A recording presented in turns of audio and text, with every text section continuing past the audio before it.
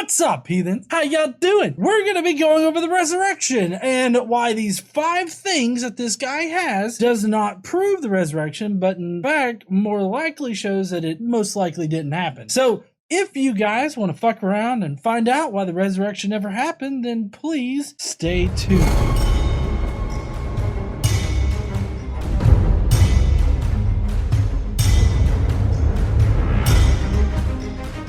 All right, so this right here, he's going to tell you his name. He's got a list of reasons as to why we should accept the resurrection as really happening. Let's get started on this video tonight. In this video, I'm going to be talking about, do we have any evidence that Jesus rose from the grave? Do we have any evidence that Jesus died on the Roman cross and rose again 3 days later? Well, in this video, I'll give you 5 proofs that prove that Jesus died on the cross and then 3 days later rose again.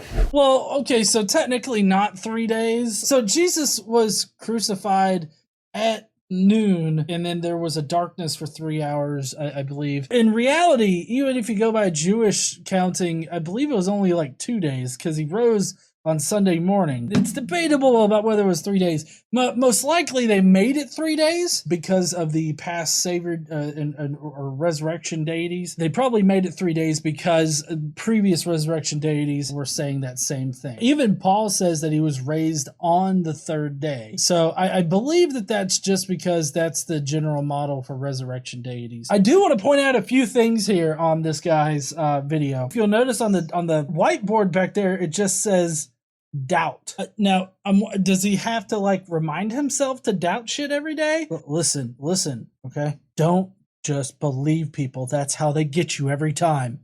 Remember to doubt. I feel like that doubt is going unread on that whiteboard. All right, number 1 is that Jesus lived. Non-believers and believers both believe this. Not only Christian writers, but non-Christian writers says that he existed. He wasn't just made up. If you look at Josephus, Tacitus, Governor Plinley the Younger, and Suetonius. For the sake of the conversation about the resurrection of Jesus, I can get behind Jesus living as an actual person on earth. Just for the sake of discussing whether or not he rose from the dead. Because remember, these are supposed to be 5 proofs that prove that Jesus resurrected from the dead. Whether or not he was a historical figure really doesn't matter, because even on the mythicist position, you have a resurrection occurring. It's just a difference in where it occurs. In mythicism, the hypothesis is that Jesus died and resurrected in the lower heavens, whereas in Christianity and all of the Christian scholars, down here on earth is where they think that he resurrected. But I don't trust the authorities on this particular issue. For one thing, most of the authorities in this field are Christian, and so they would use the same bad reasoning that they used for Jesus' resurrection as they do for the historical nature of Jesus. So I think that the reliability of the consensus on this point cannot be trusted to make correct conclusions because of the fact that they do not use sound reasoning in order to get there. If the same kind of reasoning can be used to prove that a Jew resurrected from the dead in the 1st century, as well as the same Jew even existing historically in the 1st century, then I just don't think that you have a very good foundation for determining truth in that situation. Everybody likes to point out that there are atheist scholars that also accept that he existed, right? There are some token atheists out there that definitely say that Jesus existed in history. But every single time that a person outside of the field that is a historian that has the relevant credentials to be looking at the history of it, every time that they've looked at it, they've come away either being agnostic or becoming mythicists. There have even been some Christians that have also become a mythicist, due to looking into this. And that's perfectly fine. He has no problem accepting that Jesus was a mythical figure, that he was only celestial as far as Paul knew. Just appealing to the authorities in this situation is not going to cut it. The same authorities that think that Jesus lived also think that he resurrected. So I just simply don't trust them. And the people that you listed here as far as proving whether or not Jesus existed, they literally don't. They're either wholly inserted like Josephus, or they just merely mention the beliefs of Christians in the 2nd century like Tacitus and Pliny the Younger. So none of these things actually prove what you think they prove. These were 4 historians that said that Jesus existed. He wasn't just made up. He's not this fairy tale person. That's not what they said. They just regurgitated what second century Christians believe, which is totally what we would expect. You also have non-atheist agnostic scholars who agree that he did live. Also, the Quran speaks that Jesus existed as well. Okay, before we get to number 2, the Quran is really, really horrible evidence to say that Jesus existed. For one thing, it was written much, much later, like 700 years later. This is worse evidence than like the Talmud. So I don't know why you would want to bring that up. Why would you want to bring up something from Islam that didn't come into existence until the 7th century when we're talking about the 1st century? Like, I don't even know why you would want to bring that up. Number 2 is that Jesus died on the cross. Evidence from the biblical Christians, writers from the 1st century, and non-Christian writers wrote this down and said that it was true. Christians wouldn't make up that Jesus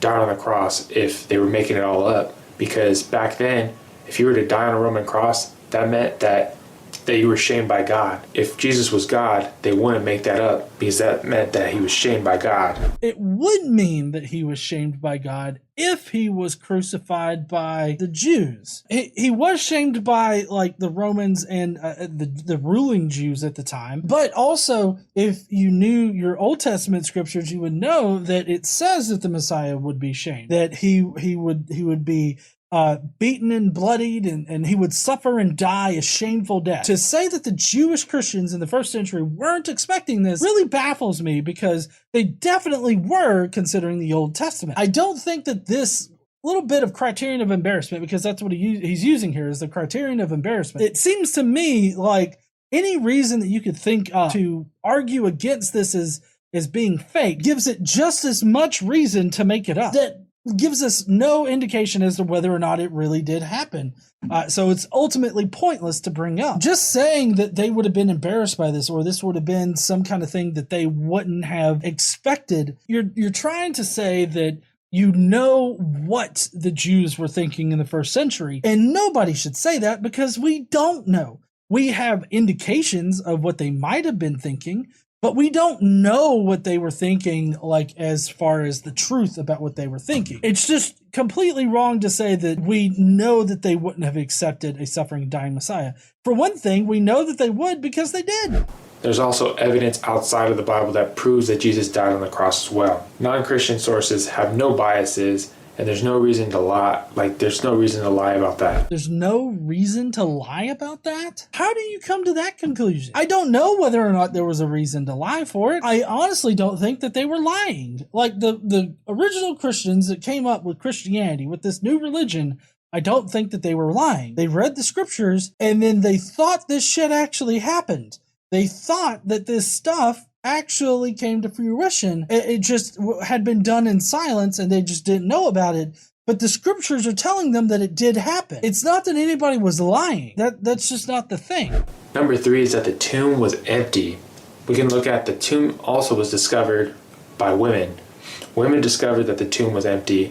And if we were making this up, back then, a woman's testimony meant nothing. It's not like today where women and men are equal. Back then, women's testimony meant nothing. If we were making this up, why would I have a woman testify that Jesus rose from the grave? Wouldn't I have a man, somebody that's more credible, maybe somebody that's word meant more, that was true? For one thing, back at that time, it's not that women's testimony wasn't trusted. It was trusted. It's just that it was seen as unseemly to have women in the courtroom. It was kind of one of those just cultural things. They just weren't going to have women in the courtroom. For the second thing, this was not happening in a Jewish court of law.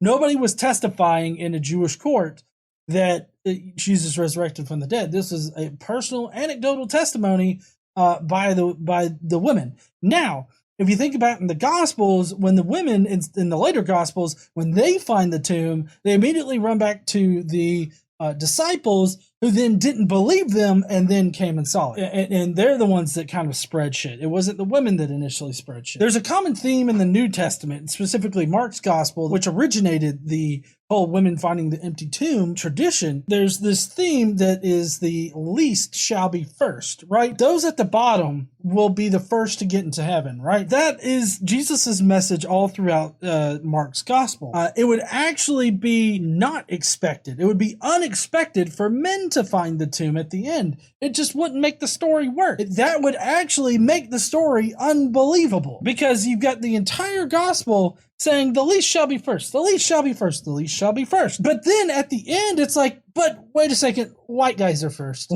White guys in the Middle East are first. Those are the first ones. It really doesn't make any kind of sense if guys were to find the tomb. So yeah, at every single point, this particular argument fails. But instead, the women were the ones that discovered that the tomb was empty. Also, we can look at the religious leaders try to discount that the tomb was empty because that the disciples stole it. Therefore, if they said that the disciples just stole it, that means that the tomb had to have been empty for the religious leaders to even say such a claim. Well, so as far as the soldiers at the tomb, that actually developed later. So Matthew was written in the 80s. Mark's was written in the 70s. Mark's gospel doesn't have any soldiers in it. In fact, Matthew's gospel is the only gospel that has any soldiers at the tomb, right? Matthew's gospel is the only gospel where any kind of precautions were actually taken to make sure that Jesus didn't resurrect. In Mark's gospel, the women find the tomb, they run away scared, and that's it. That's all. They don't say anything to anyone, which kind of brings it into question as to how all this propagated in the first place. But in Mark's gospel, there are no soldiers. Matthew's gospel, insert soldiers, right? And this was most likely because as the cult was growing between the 70s and the 80s, you had people that were just like, yeah, well, those disciple fucks probably just stole the body. You had people that would just obviously come back with saying, oh, obviously the disciples stole the body, or somebody else stole the body. Somebody stole the body and made it look like he resurrected. Then Matthew comes in and he's like, I got the fix for that. There were the Roman soldiers at the tomb guarding it. Jesus made them shit themselves and scared the piss out of them. But hey, they were there. But in any case, as far as Roman soldiers at the tomb, that was invented with Matthew in order to dispel the notion that anybody removed the body or anything like that, or anybody stole the body. That's the reason why that's there. But also in Luke, he doesn't feel the need to have guards there, because I guess at that point, Luke was just like, fuck it, y'all are wrong. Nobody stole the body, kind of thing. So Luke didn't need that kind of apologetic, but Matthew felt like he did. We can also look at in Matthew 27:64 is that the Romans took precautions and they posted a guard, they sealed the tomb, and they had a stone that was 2 tons, weighed 2 tons, and posting a guard meant that they put Roman soldiers, so 10 to 30 Roman soldiers on guard. 10 to 30 soldiers? No, there was 4 maybe, or 2. It was between 2 and 4. I can't remember exactly in Matthew. So the only thing that is mentioned about the guards at the tomb, all it says is guards, like multiple guards. So I would say between 2 and 4. It doesn't say anything about 10 to 30 guards being there. No, honey, I don't think you got the beanie from prison. But yeah, I don't know about 10 to 30 guards. That just seems ridiculous. And we have to remember, if the disciples were willing to steal the body before Jesus was put on the cross and died, they were cowards. They denied Jesus that they even knew him. So all of a sudden now they're gonna go and steal Jesus' body from these Roman guards. And they have the courage to do so. Why are you mixing up gospels here? Mark does not have any guards at the tomb. Matthew's the only one that has guards at the tomb. Yeah, that comes from Mark that they were all scared and shit. Now, I'm not saying that they weren't scared and shit in Matthew too, but I'm just saying that when you're presenting this stuff on the screen, it would be helpful that if you're saying this one fact that only comes from one gospel, you might want to pull a Bible verse from that same gospel that shows that they were scared. Now, I think that the people stealing the body is one of the least likely possibilities, but I think that stealing the body or the stolen body hypothesis is far more likely than a magical resurrection of a dead Jew. While I think that it's unlikely, it is also still a better explanation than Jesus' resurrection. It makes no sense. Why would they go steal a body knowing that Jesus is not God because he didn't rise from the grave, all to risk their lives from these Roman soldiers. It makes no sense. And also, too, is that the body was never found in the tomb. They never found it. Like, the Roman soldiers never found it. Like, nobody in history found Jesus' body. Because it probably didn't exist in the first place. I think that the body was never found because Jesus was never really entombed. Even if you think that Jesus was crucified, I think that the people that had these hallucinations after Jesus resurrected, I think that it didn't necessarily need like an empty tomb to be found. In fact, Paul never talks about the importance of an empty tomb. In fact, the empty tomb never convinces anybody of Jesus' resurrection. The only thing that ever convinces anybody of Jesus' resurrection is an appearance of Jesus. If you look all throughout the Gospels, that is the only time somebody has believed that Jesus resurrected. So the empty tomb is not a good apologetic to use to prove that Jesus resurrected. It's not even the disciples within the own story are convinced by it. And number 4 is that Jesus appeared to people. Jesus appeared to Paul, who was persecuting Christians before he met Jesus.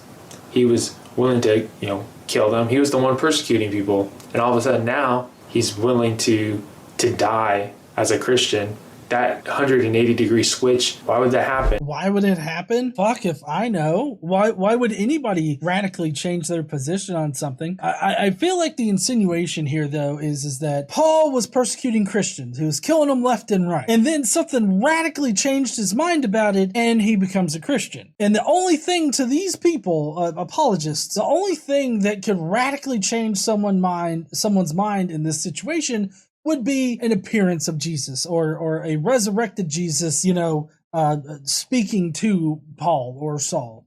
He becomes Paul after he meets Jesus. I don't see how jumping to resurrected Jesus as being like the thing that happened to change his mind. Do I think that he possibly had a hallucination of Jesus? Yeah. I believe Paul was schizotypal. That just means that he had some schizophrenic tendencies, like, for instance, auditory and visual hallucinations. I think that could perfectly and naturally explain the drastic switch from being a persecutor of Christians to being a Christian himself. He had a hallucination, auditory and visual, of Jesus. Jesus spoke to him, and he became a Christian. Perfectly natural and reasonable. We can also look at that Jesus appeared to the 500 in 1 Corinthians 15:6. 500 eyewitnesses. Name those people. Just give me a list of them. Name one person in that 500. You can't name a single person. All you have is an anecdotal testimony that 500 fucks saw him, which critical scholarship of this particular passage shows that a very common spelling mistake in the Greek could have definitely resulted in the creation of the 500. This very simple spelling mistake, if you just made it in that one part, it would actually be Jesus appeared over Pentecost, not to 500 people. So it's more likely Jesus just appeared to people over the course of Pentecost, and that's it. But in any case, even if there were 500 people, all he does is ambiguously talk about these 500 people. What are we supposed to do with this? How are we supposed to figure out whether or not these people actually did see a resurrected Jesus? How do we know that Paul isn't just talking out of his ass about it? How do we know he's not just making this number up? How do we know that the people that told Paul weren't just making this shit up? Paul probably believed that 500 people saw a risen Jesus, but he obviously got this creed from somebody else, so maybe that other person was like making shit up. How do you know that we can trust that person? How do we know that he wasn't just feeding some shit to people and was like, nobody's gonna believe this shit? Anybody would ask who these fucks are, right? He also appeared to James, his brother, who was a skeptic, who didn't believe that he was really the Messiah or the Savior. He also appeared to women, and he also appeared to the 12 disciples. No.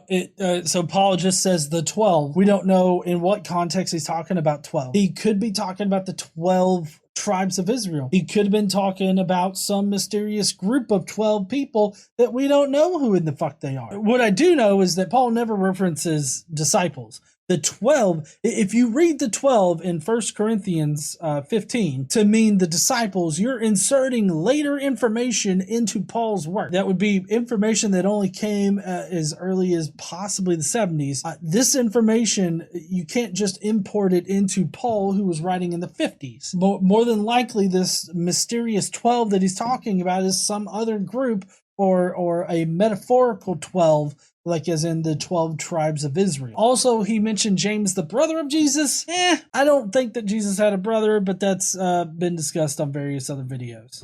Acts 1:3 says that after his suffering, he presented himself to them and gave many convincing proofs that he was alive. He appeared to them over a period of 40 days and spoke about the kingdom of God. So this comes later, more at the end of the 2nd century, but obviously Mark doesn't have any post-resurrection appearances of Jesus, just the women running away from the tomb. At the end of Matthew's gospel, it's not a 40-day period. It's actually just he resurrected, he appeared to people, and then he just teleports back up into heaven. Then Luke says it was a period of 40 days, which is really just saying a long time. And then John's gospel, I don't really see all that much of a time period. I think that it was just some time after he appeared, after his death, that he ascended into heaven. I do not see any specific amount of time. I should have looked this up before going live. I know. My point is that all 4 gospels have different amounts of time that Jesus supposedly stuck around after his resurrection. So saying that it was for 40 days, like specifically, is mixing up your gospels. So all these eyewitnesses show that, because a lot of people think that all these people were just hallucinating, that they had all these, like, they were just going through all this stress because their savior that they thought that was gonna save them died, and so they were having all these hallucinations. But the fact is that if over 500 people had the same exact hallucinations, this means that would have been more of a miracle than Jesus rising from the grave. No, I don't think that that's more of a miracle. Like, mass hallucinations is a studied thing. While it doesn't happen often, it can definitely happen. I don't think that it says that Jesus appeared to 500 people. It says nothing about what the 500 people experienced, just that he appeared to them. And that's really very vague and ambiguous about his appearance to them. Sure, these 500 people could have seen Jesus, but they could have seen Jesus in different ways. They could have had very different concepts of what Jesus looked like. Jesus could have come to each of them and said something different. You're acting like these 500 people had exact identical accounts to one another, when that's not what we know. All we know is that Jesus popped in for a minute, said hi, YOLO, and then was out. That would be a bare bones way of putting his appearance to them. That shows that we know nothing about what these 500 people saw. So for you to act like, oh, this was, nearly impossible for these 500 people to have the exact same hallucination, when that's not even what's claimed. And number 5, the 5th proof, the 5th proof, I need to work on my grammar. The 5th proof is that the disciples were willing to die.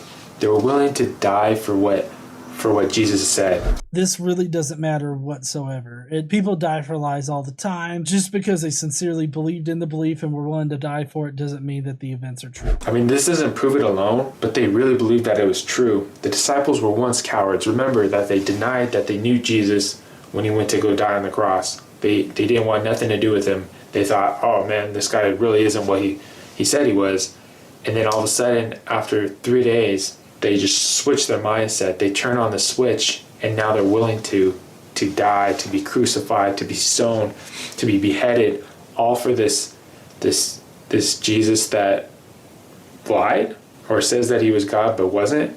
Why would they be willing to risk their lives in order for something that was fake? Well, so to answer your question in the most polite way that I can, I don't think that they were dying for a lie. I don't think that they thought it was a lie. The people that were dying for their faith come so far after Jesus supposedly died that there was nobody around that was dying for the faith that could have been lying. They all sincerely believed. Also, we don't know that any of the disciples died specifically for their faith. I mean, they had nothing to gain. It wasn't like they were going out making this stuff up and they were getting power, sex, money. No, it was they were getting crucified and be beheaded. Like, they had nothing to gain.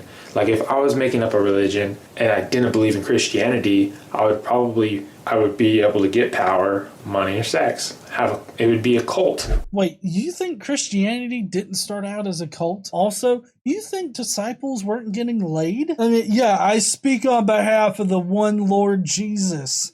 Yes, of course you can suck my dick. I feel like you don't know why they would have been doing it. Now, as far as Paul and all the other apostles that were going around, I think that they literally believed in the faith. I think they sincerely believed in the faith. So it's not that they were lying or trying to get ahead or anything like that. It's just that they were doing what they thought they were being called to do. Your assumption that they initially lied about the faith is not founded in evidence. That's not what they did. They told the truth, and they told Jesus' truth, and it went against all of man's desires. So they had nothing to gain from that. We can also look at recent research. People like Frank Morrison, Lee Strobel, and Josh McDowell. There were 3 confessing atheists, and they sought out the truth. They wanted to know how they can rip apart the Christian faith.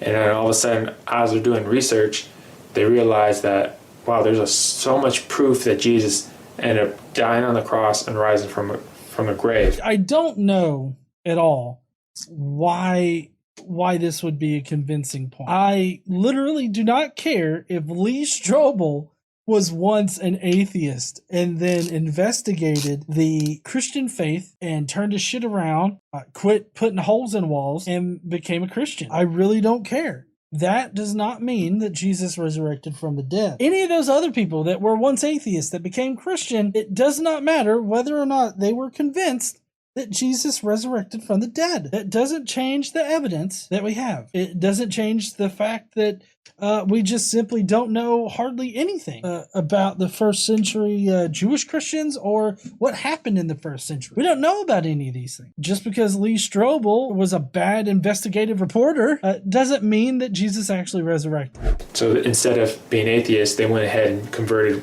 to Christianity, which is really awesome. But the thing is that this might scare you. Does it scare you? Does it scare you the fact that Jesus could be the Messiah? No, it does not scare me. Everybody in the live chat right now, push a 1 for not scared and a 2 for scared. I'm going to go ahead and put a 1 for myself. I don't know why I would be scared by a hippie Jew. If a hippie Jew appeared in my living room and was like, I am the Messiah, I wouldn't be scared of him as like, oh no, it's Jesus, the Messiah. We have a Messiah. It was all real. This is all shenanigans. Tear all this shit down. Get rid of all this atheist stuff. I would pick up a bat and try to get the hippie Jew out of my house. If he just poofed into existence like right in front, I'll just... The lawyers are talking to me in my ear, and they say, you can't talk about beating Jews. I did not mean beating Jews, just the one mythical Jew that pops into existence out of literally nothing. That he could be the God of the universe. And some of you might just look over this video and be like, wow, that's a good information. But some of you are like, wow, this could be the Lord of my life. I like how he's only got 2 conclusions. It's like, oh, either this information's turned you around and you become a Christian, or you just think this is really cool information and you want to know more. Like, there's no third option for this is all bullshit. He just doesn't think that anybody that doesn't already agree with him is going to be watching his video. That's kind of telling. And because if Jesus rose from the grave, this means that he's God. And if Jesus is God, that means what he said is true. And if what he said was true, that means that he was the ultimate sacrifice for us. He was fully man and he was fully God. 2 Corinthians 5:21 says, for he made him who knew no sin to be sin for us, that we might become the righteousness of God himself. He paid the price that we deserve. This means that we don't have to spend eternity in hell. All he asks is that we go, instead of going our way, we turn 180 degrees and go the opposite way towards Jesus. You see, I feel like this right here is a pretty good example of this whole guilt trip thing about Jesus' sacrifice. Because if you listen to what he said, he said that, like, we all deserve to go to hell, but Jesus made it so that we don't. And I feel like that's kind of a subversive way to guilt trip somebody into believing. It's like, well, listen, Jesus died on the cross for you and you deserve hell. You're not going to go to hell now because Jesus died for you. Ungrateful son of a bitch, you rat bastard. And to die to our flesh. Romans 10:9-10 says that if you confess with your mouth that Jesus is Lord and believe in your heart that God raised him from the dead, you will be saved. For it is with your heart that you believe and are justified, and it is your mouth that you confess and you are saved. It is simple as ABC. A, admit. Admit that you are a sinner, that you fall short of the glory of God. Oh God, it's the ABCs of being indoctrinated. Okay, so number one's admit. I do not admit that I am a sinner. I don't believe in sin, so there's no way that I could admit that I'm a sinner. B, believe. I don't believe this bullshit. B, believe that Jesus existed and was crucified on the Roman cross, and 3 days later rose again, conquering death, paying for the debt of sin that we accumulated over time. And finally, the most important of them all is to choose to place your faith in him, to trust him with your life. When you struggle with things or when you're going through storms, that you run towards him, call out to him, and not run away. I do not choose to believe in God or Jesus. I handle my own shit. I don't need some imaginary deity in order to do it for me. I just simply handle it myself. That's not to knock anybody that feels like they need Jesus. I'm just saying that I don't choose to handle it that way. To place your faith in him and to listen to what he has to say in order to live a great life. If you prayed that prayer, or if you said those words, I want to just say congratulations. 2 Corinthians 5:17 says, therefore, if anyone is in Christ, he is a new creation. The old has passed away. Behold, the new has come. And Ephesians 2, verse 6 says that, and raised us up with him and seated us with him in the heavenly places in Christ Jesus. If you prayed that prayer, comment down below, and also you can message me on @PatrickChastain Jr. I like the positive outlook that this guy has on his performance in this video, because anybody that's going to be watching this is not going to be somebody that doesn't believe in what he believes, right? Or at least that's not the target audience that he's going for. Target audience he's going for are people that are already Christian, or are the kind of Christians, I guess. He made this video to reinforce what people already believe. He didn't make this video for people who don't already believe, because none of the things that he brought up are any kind of proofs that would actually cause someone to start believing in Jesus. We've heard all this shit before, so at least he knows what audience he's going for. In any case, that's going to be our show. If you liked tonight's show, please smash that like button. If you didn't, that's okay too.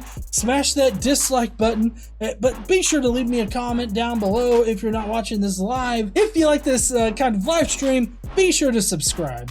And I guess I'll see you heathens later. Don't forget to stand up and use your voice. Bye, heathens.